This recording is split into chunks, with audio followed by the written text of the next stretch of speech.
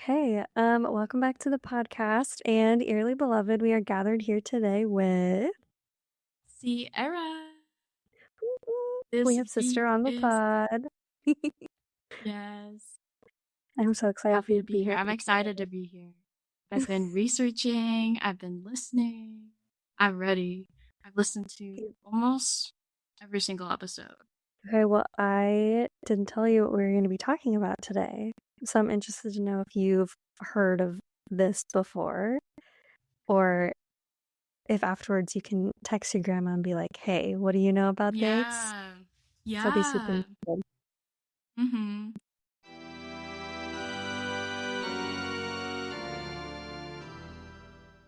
So, native voices have been sharing the tales of mysterious beings in the forest for decades, some with the purpose of being cautionary tales and life lessons, others a warning of the dangers that lurk within the trees. Some tales are rarely told as to not antagonize the creatures, like our subject today.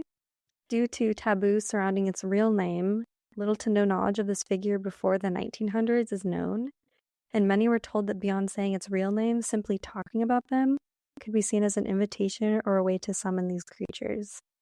So I will not be saying the name given by the First Nations, but instead will refer to it by its given English name. So today we're going to be talking about stick Indians. They've also been referred to as stick men, stick shower Indians, and some other names depending on the region and the tribe of the Northwest. Mm-hmm. So have you heard of this before? No, I haven't. That sounds Okay. super interesting though. Okay. And it doesn't surprise me that their name they're known as the stick Indians. Well, Because I think stick of is growing up right. in nature. No, yeah, because no, I just yeah, because of the growing up in tribes and nature and being Mhm. surrounded. There's lots of meaning that they find in just earthly objects like Mhm. stones. They have lots of meaning behind stones and how they use Yeah. stones in rituals, and I'm sure sticks goes into that too. So Mhm. yeah, it just doesn't surprise me. Yeah, and I think the name, I can text it to you. I'm not gonna say it. I think the name, like its Mhm. proper name, it translates to like spirit in the forest or something like that. Mhm. Spirit in the. Yeah. So it's not like a Which direct also doesn't translation. surprise me. Do you know Mhm. what an SW is? I'm not gonna say it, Mm-mm. but Oh, no, but isn't that on Game of Thrones? is it Like, White I thought Walker that with that was sister? the name. Oh, okay, okay. I was like, I swear the name was okay, but potential connection there. Right, Potential right, connection right. there. But that's another like indigenous creature, I guess, where they don't say its real Mm-hmm. name because Yeah, there's like spiritual. folklore. Mm-hmm. Mm-hmm. It reminds me of the Yeah. modern day Bloody Mary. Okay, because this creature isn't often talked about, there's not really any consistency in the stories of what we do know. So I just want to add that disclaimer. I'm not a historian by any means. So if anything I say doesn't align with something that other people know, let me know in the comments below. But before becoming part of regional folklore, mentions of stick Indians or similar forest dwellers like their less malevolent counterpart, the Seco, were first documented in 1865 by ethnographer George Gibbs. According to him, in their folklore, Seco are large, hairy wild men of the forest, and there are two different kinds that appear in folklore. Powerful but comparatively benign forest spirits, sometimes referred to as night people, and fearsome, malevolent man-eaters, sometimes referred to as stick Indians. So the appearance of the stick Indians varies based on oral traditions. To the Salish people, it's almost a variation of Bigfoot, which is interesting. And according to their stories, stick Indians are larger than humans, covered in long, dense hair, and take refuge in the depths of the forest. Some of their other stories say that they are incredibly thin and tall. In both of these variations of them being thin and tall, there's like a hairy one and then a hairless one, like a Slenderman vibe. That's crazy. So are they I know. supposed to be tall? Yeah, Sapphires? well, Okay, yeah, just big. Or it's unsure. We don't know. it's a little unknown because also, according to the Yakama people, they're considered to them, stick Indians are considered a group of little people or forest dwarves. But because, like, they're so scared of talking about them, there really isn't a history of them that's widely known or kind of accepted as the norm for this. So while appearances may differ, much of the known behavior of these creatures is very much aligned, which is also interesting. So regardless of their size, stick Indians are to be feared. They haunt and hunt within the Cascade Mountain region and are rarely seen due to being nocturnal. But reports say that they look like quote-unquote wild men wearing a variety of animal skins and other items fashioned from resources in the forest. So under the cover of night is also when they begin their trickery, mild pranks on local villages, or, if you're unlucky, revenge. Nisqually mythology calls them the most dangerous of the Indian demonology. It states that he is quick and stealthy, he inhabits the dark recesses of the woods, he sleeps by day, but sallies forth at dusk for a night of it. He robs, traps, breaks canoes, steals food and other portable property.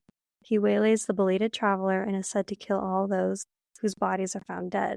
To his wicked and malicious cunning is credited all unfortunate and malicious acts which cannot otherwise be explained. He steals children, brings them up as slaves in his dark retreats. He is a constant menace to the disobedient child and is an object of fear and terror to all. This is just one popular night person. Mm-hmm. Yeah, I fully believe that too. Believability score 100,000% right now. Oh, she's listening. He knows what to say. So it's also widely believed that stick Indians possess some level of supernatural abilities like mental persuasion or hypnosis. They do communicate by mimicking animal and bird noises, and in addition to that, use these skills to confuse and disorient solar travelers. So an account from the Yakama peoples to L.V. McCorder in 1916 stated that a man who is delayed or lost from the trail is very apt to receive their attention. He may hear a signal, perhaps a whistle, ahead of him. Should he follow the sound, it will be repeated for a time. Then he will hear it in the opposite direction, along the path he just passed. If he turns back, it will only be to detect the mysterious noises elsewhere, leading to utter confusion and bewilderment. So have you ever heard of that thing where it's like, if you hear whistling in the woods, no, you didn't? Mm-hmm. Yeah. So I wonder if that's like kind of Yeah. where this came from, or like don't whistle in the woods, don't. I don't know. I feel like even Yeah. I've heard that stuff. I think it's really interesting because in this book that I read, essentially they were like comparing his analyses to Native American culture, and they were just comparing them side to side to say like what he would have thought about their beliefs and the things that they believe in. And one of the things that they talked about was how much they appreciate nature and really respect nature and try to make friends with Mm-hmm. animals. Stories that they would tell or that have been passed on that were essentially like they realized animals were important because they saw that they nurtured and took care of their young just like we did. And so they were like, obviously, these guys are smart. We need to treat them with respect. And so they did, and they would commonly make friends with them. And then, like, they would say that after they gained trust, the animals would start showing them things and start leading them to like food sources that like they'd be really needing and things like that. But then they also said that there was animals that did not want to be found. They said had some sort of power to them that made them untouchable, essentially.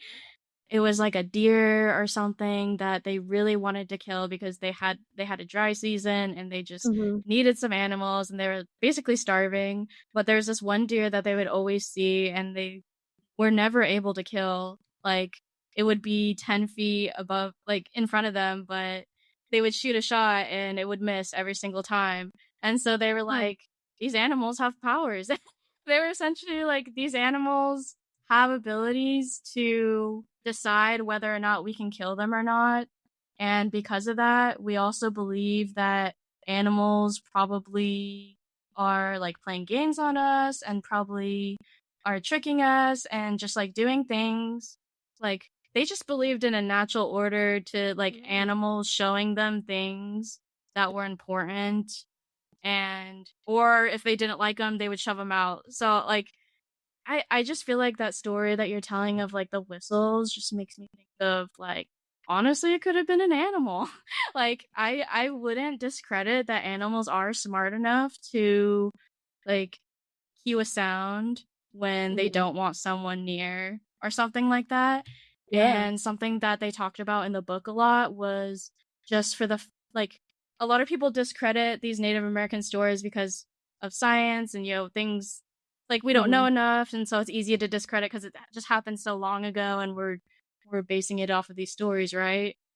But like we really don't I mean, we really don't know because we Right. don't spend Yeah. enough time in nature, and they spent all day in nature, like every single moment in nature, and they used nature to decide how they were going to live their life, like with the weather and like natural disaster, like avoiding natural Yeah. disasters and things like that. So I don't know. I just feel like they knew nature more than any of us could ever know to this day. And for that Mhm. reason, they probably did know, like, see things or, like, know things about animals that maybe we're not able to see just because we don't have time anymore. We don't have time. We have jobs. Yeah. Like, life made us work. Well, and even like as I was doing research for this, there was a lot of like Bigfoot overlap because like some Hmm. people refer to the Stick Indians as like being a potential Bigfoot entity. And then I saw this list and it was like 58 different native tribes. And it's like they all had a name or multiple stories about Bigfoot. It's like, okay, if there's 57 tribes that are saying this is out there and they had no way to communicate Hmm. with each other that like we do today, Exactly. then like there's no way that they all didn't experience that, you know? Like Hmm. it has to be Yes, there's some sort of exactly. truth there. Yeah, exactly. And Um, even now, Bigfoot's still a hot topic for people. mhm. Like we have Bigfoot conventions now. Like So it's true. become a full on and it's so true because I used to be that type of person where I'd hear those stories about Bigfoot and I'd be like, "Oh, that's just definitely a person, right?" And even Mhm. now when I hear it, I'm still like, "Still seems like probably a person," but it's interesting. But I don't want to discount the fact that it, could be a demon or whatever. I hope that it's not. Yeah. But, you know, it it does feel like from what you've told me so far that it's just a cope for trying to make sense of all of Mm, these horrible tragedies that these people had to experience from these skinwalkers. They're like, "Oh, yeah. these people are terrible." They're just labeling them at that point. Yeah. They're like I don't I 1,000% believe it. I guess this is a hot take, maybe. For people watching this, this might be a hot take. There was also like some reference like stick Indians was kind of a blatant term given to people who were like of tribes that were in like the inner regions of the state, like they weren't coastal people. And so like they referred to people who lived in the forest as that.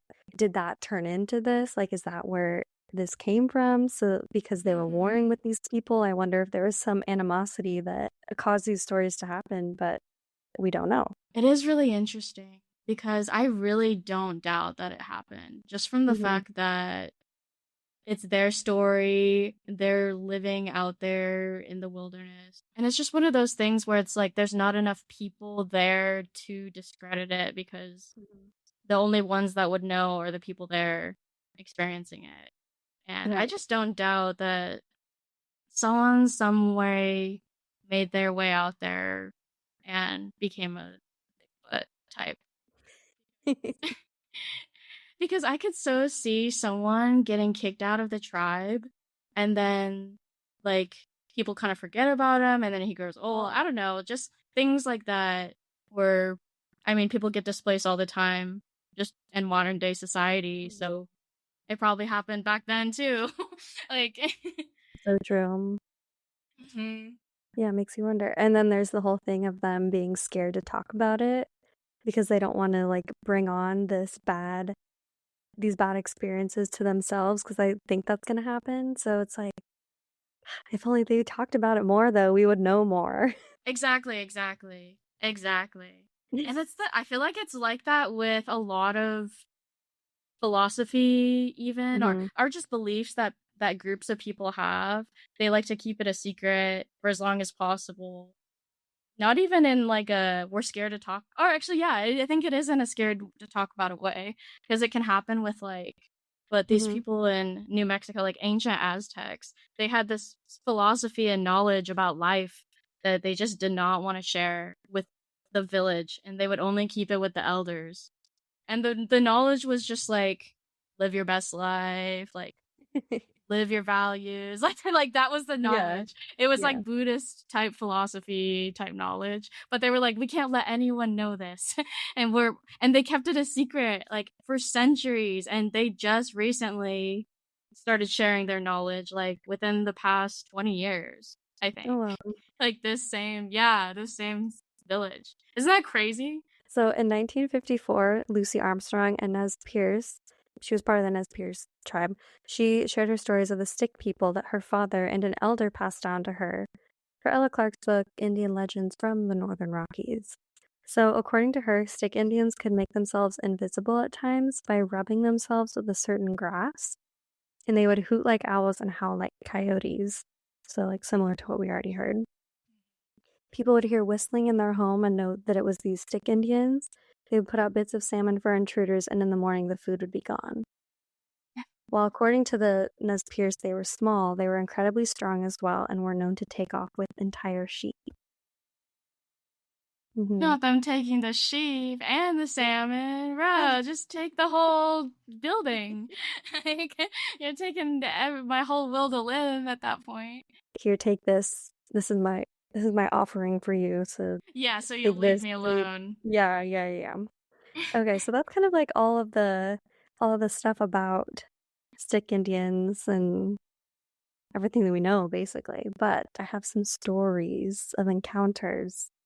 People think they've encountered stick Indians. This person says, I am from the Muckleshoot tribe. We are not allowed to say the name of these creatures under most circumstances. I've seen some of them in the woods, and one time I chased one around my car in circles at my parents' house before it ran unnaturally fast into the woods. So far, they seem more afraid of me than I am of them, but they are scary. I've seen 2 black ones that are 7 feet tall, and a little one that was maybe 4 feet tall. They are not to be messed with and are responsible for strange deaths and fires in our area. We know it's them due to their handprints and other signs they've been around. My mom told me that one of the handprints had 6 fingers. What? This other person said, yes, you don't whistle at night unless you're trying to call them to you. They are known to have distinct whistles to communicate with each other, especially in the springtime at night along rivers. If you really listen, you can hear their distinct whistling to each other along a river at night. That's really interesting. Someone else said, I've heard of these in the northern Cascades, but here they are called stick men. We were told to never pick up or take any handmade objects we found in the foothills. These woods were historically avoided by local tribes for generations before white settlers arrived. The forest there is considered to be haunted and filled with evil spirits and dark ancient entities. The elders tell us that the stick men are evil spirits. They come in many forms. Sometimes they look like a shaman, other times they can present as a half human, half deer, or a demon with long, spindly limbs. Unlike What? Sasquatches, who can be good, benign, or mean but not evil, as they dutifully watch over the forest, stickmen are malevolent, evil beings that delight in terrorizing their victims and seeming to gain strength from inflicting suffering from the many curses they spread. We were told to never whistle while hiking or visiting in the woods, and that we should leave the forest immediately if we ever heard whistles from the depths of the forest. They will sometimes throw sticks and rocks at trespassers in their woods. There was even a recent story I read on a local Reddit about some hikers who found a strange doll made of hair and twigs and bark at the side of a trail when they were hiking. They brought it back home only to be immediately faced with a flurry of paranormal activity, rocks being thrown at them, objects being thrown and moved around the house, eerie whistling, and sightings of humanoid apparitions at night. After many months of intensifying terror and weirdness, the hikers eventually decided to return the doll to the place in the woods they found it. But it was too late. They had been cursed and had suffered many unfortunate accidents and illnesses until they moved. This person says that 9 tribes all speak of hairy, cannibalistic giants known to inhabit certain valleys up in the Klamath-Siskiyou Mountains. To my mind, it's pretty unequivocal that they're all talking about the same thing. I wouldn't be surprised if there is multiple groups of can call them things, a group of things, Mm-hmm. some like yeah, a group of things out there somewhere doing similar things, or to natives especially, and them Yeah. coming to these conclusions because it's like they live in such a anxious state of mind, I think, because of how they look to their environment for how to Mm-hmm. live their life, that they kind of have to live in that mindset of like, we need to be scared of things that we don't know or don't understand. And so it just Yeah. makes sense if like they came across this group of things that didn't make sense to them and were terrorizing them, they're like, that's a demon. Like, we don't want anything to do with them. Don't come Yeah. near them. Don't interact with them. Like, don't go to that side of the woods. Mm-hmm. It just makes sense. Believability 1,000% still. I think I said It's just interesting. 100,000 before. It's interesting that, like, obviously these aren't all from the same, like, one area, you know? These are kind of from all over the Pacific Northwest, and so even though they're all a little bit different in tales of, like, how they look or, I don't know, Mm-hmm. even how they act sometimes differs a little bit, they're all still of the Similar same. stories. Yeah, yeah, yeah. Yeah. And it's a PNW, which is Mhm. very forested. Of course then. It just makes sense that we would experience something like this maybe more than other states would. This person said, Crazy "I live stuff in a res." happens in the woods, Crazy stuff happens in the woods. I don't like going in the woods. as we found out on this Yeah. podcast. Right, right. This person says, I live on a reservation in the Northwest, and ever since I was young, I was warned not to whistle in the woods or say their name, especially at night. But I heard them described as very thin, like skin and bone, and sometimes with long hair. Unlike Bigfoot, where he's supposed to be big and hair all over, they will lure you out with tricks and whistling, so if you hear whistling in the woods, run. So back to the whistling again. Maybe that was like a call. Maybe because I feel like the times that they've mentioned that Mm-hmm. are all times where they've been near them, and obviously, or not obvious, but in an area where it seems like they can see them. And Mm-hmm. so maybe it was just their way of trying to alert their other people or things that this person's near. It really is interesting the way they describe them, though. It's like there's all been different types of ways that they describe them, but I also wonder, like, in the original, like, oral stories of this, if there was supposed to be, like, a life lesson or something to avoid, if it wasn't just, like, there's a scary thing in the woods. I think a lot of those stories that we kind of know of are parables where there's, like I said, a life lesson mm-hmm. or something at the end of it. So Mm-hmm. I want Exactly. someone Yeah. that someone who knows about this Yes. speak up. No, I think it's good to talk about because as we're Yeah. talking about these, then it's like people are just aware of people's experiences. It's just Hmm. good to be open to what people experience because we have no Yeah. reason to discredit them. Like, why would they lie about this? Right. Right. Why would they Right. lie about these things coming to terrorize them and steal their sheep and salmon? Like, they don't want to make their people starve.